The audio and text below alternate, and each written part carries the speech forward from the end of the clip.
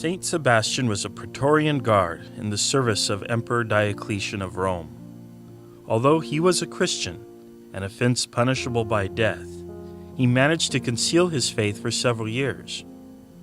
During that time, he helped Christians who had been imprisoned by the emperor and converted many others to Christianity. Eventually, he was discovered and denounced. Diocletian publicly scolded him and sentenced him to die by being used as a live archery target. Saint Sebastian was taken to a field and tied to a tree. Archers fired dozens of arrows at him and struck him so many times he was described as a porcupine.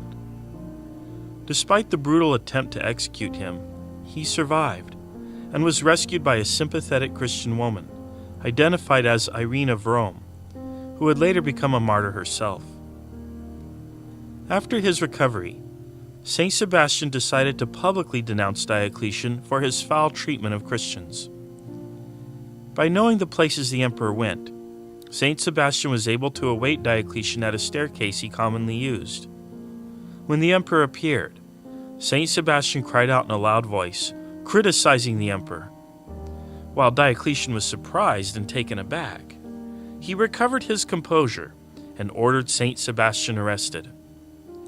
This time, Saint Sebastian would not survive. He was beaten to death on Diocletian's orders, and his body was dumped in the sewers, where it was expected it would never be retrieved. Saint Sebastian then appeared in a vision to a Christian woman named Lucina, and he asked her to find and retrieve his body, which she dutifully did, and she buried him in the catacombs beneath Rome. In subsequent centuries, his remains were moved about, and some were separated to become venerated relics across Europe. Saint Sebastian is the patron saint of soldiers, athletes, and those who desire a saintly death. His feast day is January 20th. His icons commonly depict him tied to a tree and shot full of arrows. His actual death is rarely depicted. He is an example of a person who is dedicated to God, even in the face of certain death.